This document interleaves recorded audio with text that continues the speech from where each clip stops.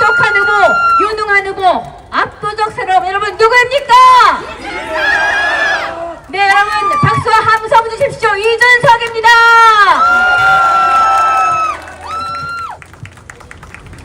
예, 존경하는 광주 시민 여러분, 이준석입니다. 오늘 이렇게 광주에서 만나 뵙게 되니까 정말 좋네요. 어제 TV 토론 다 보셨습니까? 네! 재밌죠? 네!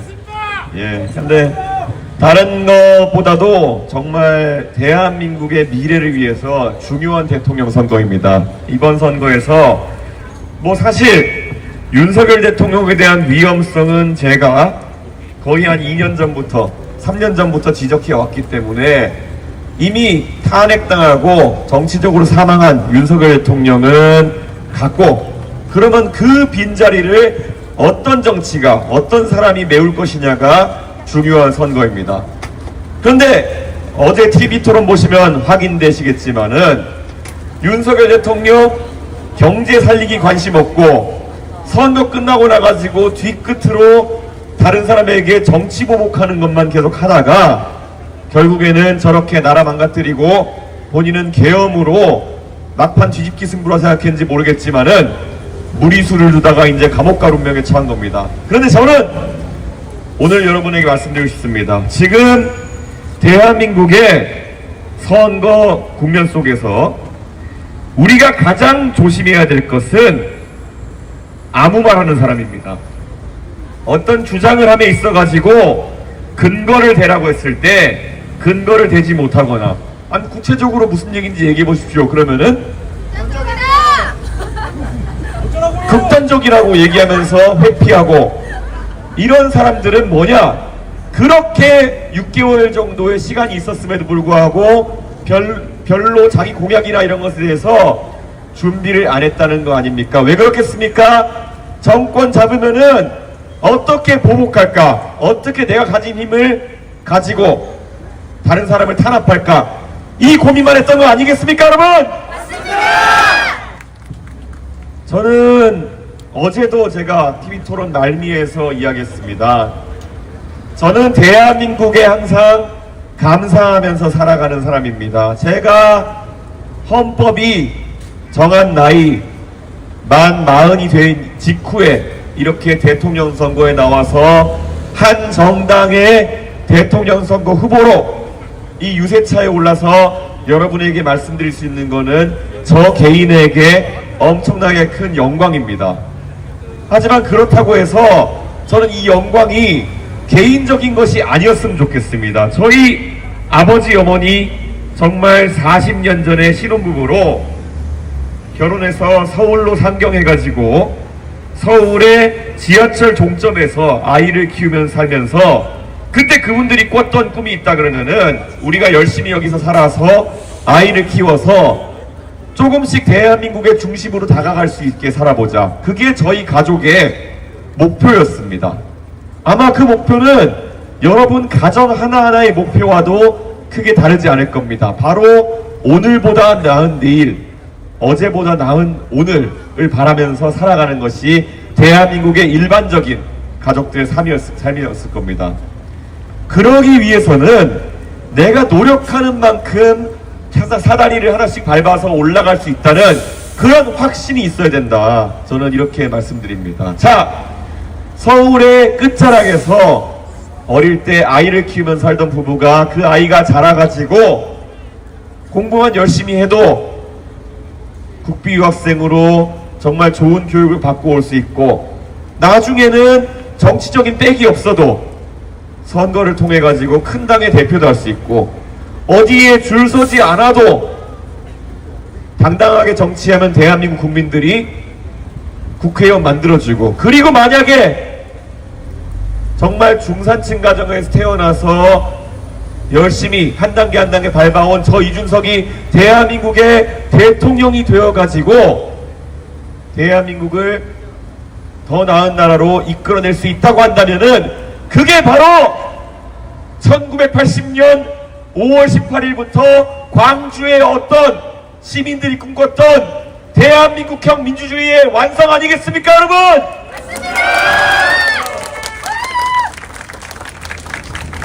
5.18 광주민주화운동, 그것이 무엇이었겠습니까? 모든 것을 가지려고 독재의 길에 나서던 사람들, 그리고 시민들의 기본권을 짓밟으려고 하던 신군부 세력에 대해 가지고 시민들이 저항하는 시민 저항 운동이 바로 5.18 민주화 운동이었던 것이고, 그것의 기반 위에 지금 대한민국에 서 있습니다. 최근에 더불어민주당의 이재명 후보가 보이는 행태를 광주 시민 여러분께서는 뭐라고 판단하십니까? 저는 이미 입법 권력을 장악하고 이제 행정 권력을 장악하려고 하고, 그리고 그렇게 된다면은 사법부를 압박해가지고 사법 시스템마저 자기 손아귀에 넣으려고 하는 사람, 이게 바로 삼권 분립을 훼손시키려고 하는 독재자가 되고 싶어하는 사람의 행보가 아니고 무엇이겠습니까? 이렇게 많은 권력을 손에 넣으려는 사람, 그것이 바로 대한민국의 민주주의가 가장 배척해야 될, 5.18 민주주의가 가장 상극으로 생각하는 그런 현대의 적, 독재를 하려는 인물 아니겠습니까? 여러분, 이런 시도는 시민들이 힘을 합쳐서 막아내야 되는 거 아니겠습니까? 저는 단호하게 말씀드립니다. 우리가 언제나 민주주의는 옳다라는 말을 하는 것이 당연합니다. 그런데 그 민주주의의 시스템을 훼손시키려고 하는 그런 사람이 있다면은 우리 모두가 힘을 합쳐서 막아내야 된다는 생각을 합니다. 그 사람이 나이대가 어떻든, 그 사람이 어떤 지역 사람이든 그와 관계없이 우리가 이룩한 민주주의라고 하는 것은 우리 대한민국 모두의 성과이고 우리가 모두 지켜내야 될 우리의 보물과도 같은 자산입니다. 여러분, 이번 대통령 선거 이제 2주 조금 더 남은 그런 선거입니다. 자, 이 2주 남짓한 시간, 그 시간 여러분께서 대한민국의 민주주의를 지키는 길에 다 같이 함께 해주십시오. 저는 적어도 제가 대한민국의 정신을 이해하고 있다면은 어릴 때 신혼부부로 아이를 키우면서 조금이라도 아끼고 절약해서 내 자녀의 교육에 투자하며 나보다 내 아랫세대, 내 다음 세대가 더 나은 대한민국에서 살았으면 좋겠다. 나보다 내 자녀와 손자, 손녀가 더 나은 삶을 살았으면 좋겠다 하는 그 정신이 바로 대한민국이 발전한 이유다, 이렇게 생각합니다. 내가 지금 가진 것을 나를 위해 못 쓰지 않고 다음 세대를 위해서 양보할 수 있는 그 정신, 그게 지금의 대한민국을 있게 해준 가장 근본적인 다른 나라와의 차이다, 이렇게 생각합니다. 그런데 최근 정치권에서는 조금 다른 현상이 일어나고 있습니다. 최근에 이뤄졌던 국민연금에 대한 거대 양당의 합의를 보십시오. 구호는 마케팅 구호처럼 더 내고 더 받기라고 이름 지었습니다. 근데 뭔가 이상합니다. 왜냐? 바로 더 받기 시작하는 것은 기성세대요, 더 내는 것은 젊은 세대다. 이게 어떻게 공평한 연금개혁일 수가 있겠습니까? 과거대로라면은 미래 세대에게 부담을 전가하지 않기 위해 가지고 오히려 기성세대가 우리가 부담을 더 지겠다라는 합의를 했었어야 되는 것이 대한민국의 정신인데, 이번에 여의도 국회에서 거대 양당이 한 합의라고 하는 것은 아직도 태어나지 않은 미래 세대에게 부담을 지우고 지금 기성세대에게는 바로 내년부터 연금을 더 주겠다는 매표 행위입니다. 이것은 대한민국의 정신에 어긋난 행동이고, 그래서 저는 이 광주에서도 그런 매표 행위를 일삼는 사람들에 대해서 심판을 해야 된다 생각합니다. 여러분 동의하십니까? 이준석! 이준석! 이준석! 우리가 젊은 세대가 월급을 받아서 이런 세부담 속에서 과연 미래를 꿈꿀 수 있겠습니까? 우리가 나중에 여러분께서 사회생활 하실 때 월급을 받으면은 세금 내고 4대 보험료 내고 거기에 주택담보대출 갚고 나면은 정말 가처분 소득이 얼마 남지 않는 그런 상황을 맞이하게 됩니다. 그럼 무슨 돈으로 결혼을 하고 아이를 키우며 무슨 돈으로 자기 개발을 하고 미래를 설계합니까?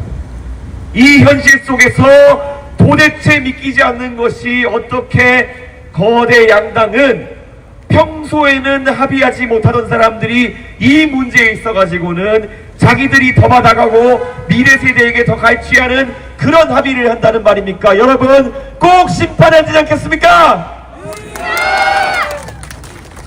저는 미래 세대를 위해서 정말 이제는 정치의 문화 자체가 바뀌어야 된다 이런 생각을 합니다. 이 광주에서도 항상 과소대표되어 있던 젊은 세대의 목소리가 분출될 때마다 광주는 조금씩 변합니다. 3년 전에 많은 사람들이 정치 이슈만으로 대통령 선거, 지방선거를 치러내려고 할 때 저는 광주에 와서 젊은 세대에게 물었습니다. 과연 지금 광주의 젊은 세대가 광주에 아쉽게 생각하는 것이 무엇이냐? 이렇게 얘기했더니 젊은 세대는 정말 다른 이야기를 했습니다. 왜 광주에는 다른 지역에 있는 것들을 우리가 누릴 수가 없는 그런 상황이 지속되고 있냐? 첫째, 그때 얘기 나왔던 것이 복합 쇼핑몰이었습니다.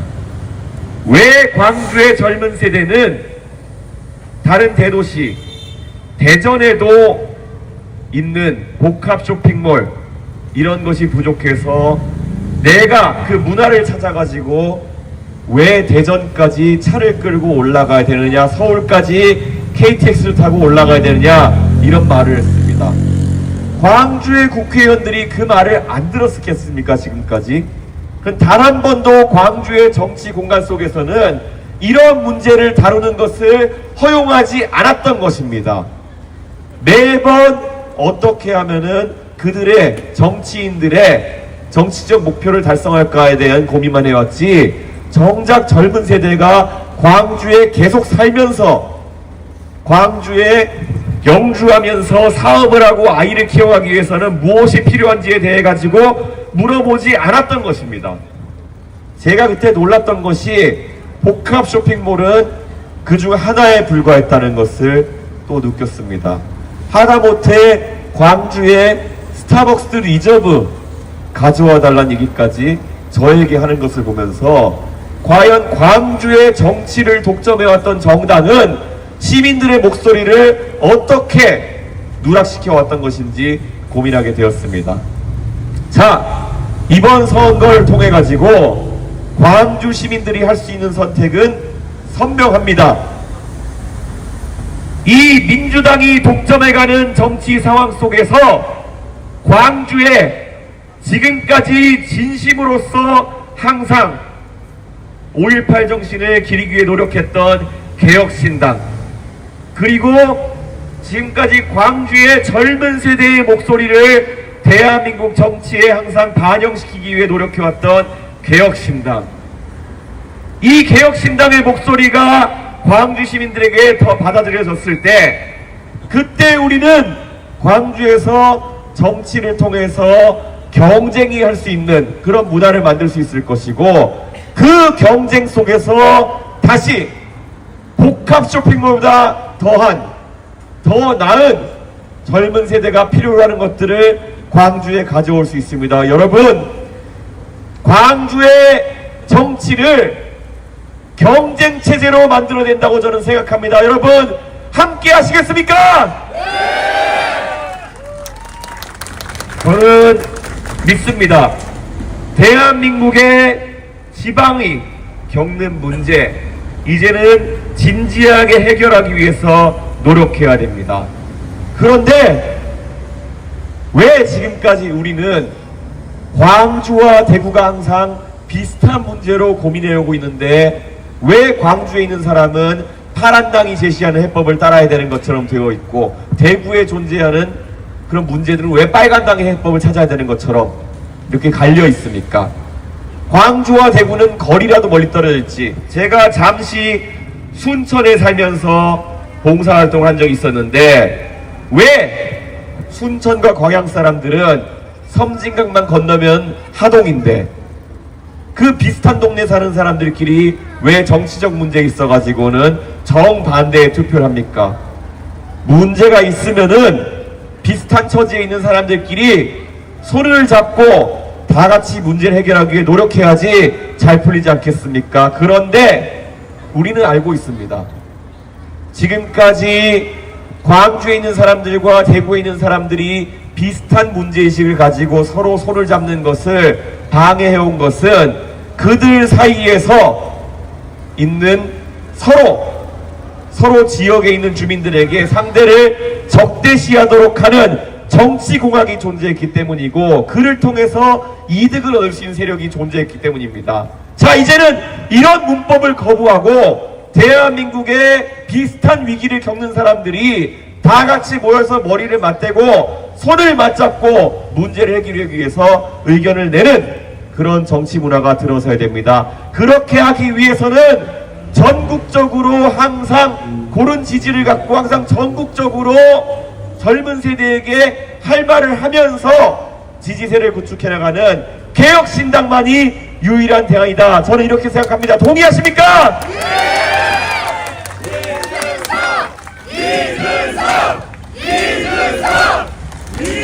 저는 이번 선거를 통해서 이야기했습니다. 저는 대한민국 어느 대통령을 언급하면서 그 정신을 이어받겠다고 해도 저는 떳떳합니다.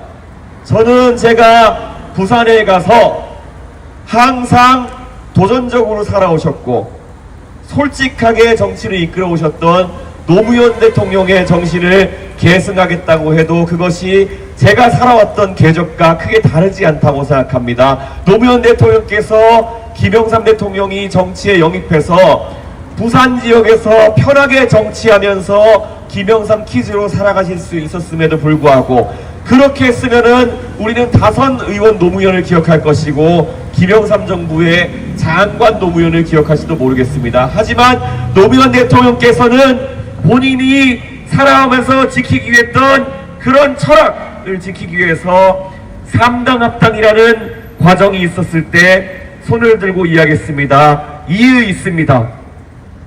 그 이의 있습니다를 이야기하면서 노무현 대통령의 고행은 시작되었습니다.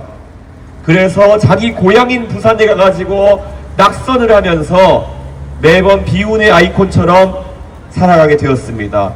하지만 그 가치를 알아보고 그 노무현 대통령을 끌어올려서 지지율 1.6% 나오던 노무현 대통령을 광주에서 일으켜 세웠습니다.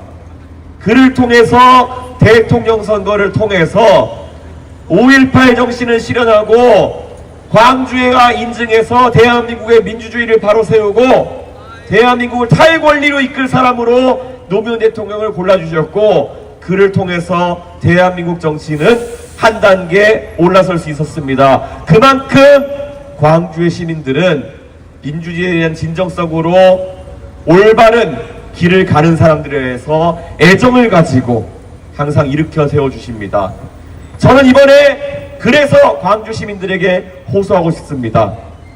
이번 대통령 선거를 통해서 광주 시민들은 높은 민주주의에 대한 의식으로 이제 미래 세대를 위해서 광주의 아들, 딸과 손녀, 손자들을 위해서 다시 한번 20년 전에 했던 것과 같은 파격적이고 전국이 지켜볼 만한 뚜렷하고 선명한 새로운 선택을 할 것이라는 것을 보여주셨으면 좋겠습니다. 여러분, 저는 약속드립니다.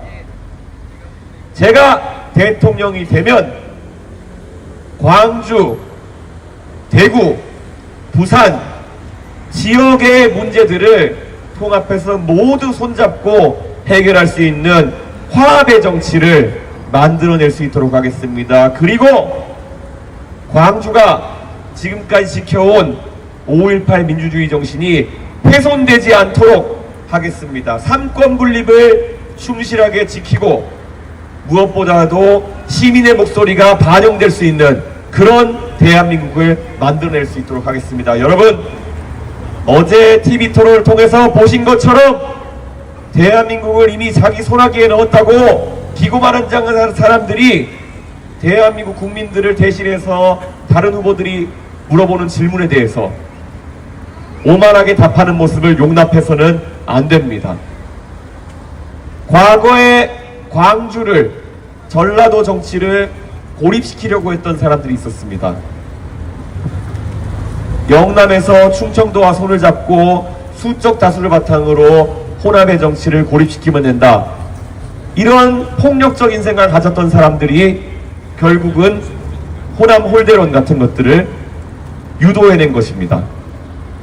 그런데 저는 마찬가지로 지금 민주당이 본인들이 계엄 이후에 반사적 이익을 통해 가지고 다수의 의견을 참칭하면서 결국 대한민국의 중요한 문제들을 다 덮어버리는 일을 한다면은 그 과정 속에서 우리 젊은 세대가 가진 아젠다들이 묻혀버리게 되고, 그랬을 때 대한민국이 다시 한번 젊은 세대를 고립시키는 그런 선택들을 할지 모른다라는 두려움을 가지고 있습니다. 여러분, 이번 선거를 통해 가지고 대한민국의 정치를 바로 세워주시고, 저 이준석 약속드린 대로 대한민국을 바로 세워서 여러분에게 보답하겠습니다. 오늘 이 광주에 와서 정말 많은 분들 뵈니까 너무 기분이 좋고, 무엇보다도 이 전남대학교 앞에서 제가 여러분에게 이런 말씀을 드릴 수 있다는 것이 저 스스로에게는 무한한 영광이고, 무엇보다 광주 시민들의 민주주의를 향한 높은 의식, 그리고 대한민국을 향한 열정이라고 생각합니다. 정말 감사하고 열심히 해서 보답하겠습니다. 감사합니다.